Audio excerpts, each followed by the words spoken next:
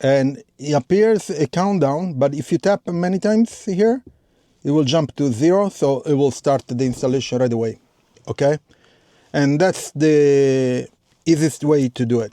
Okay, so you could do it from home and schedule it and so on.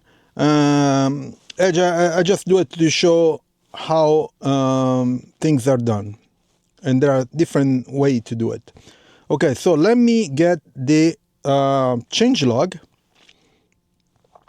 I usually use the not a TeslaApp.com site, and they have they're very good at keeping track of all the changes.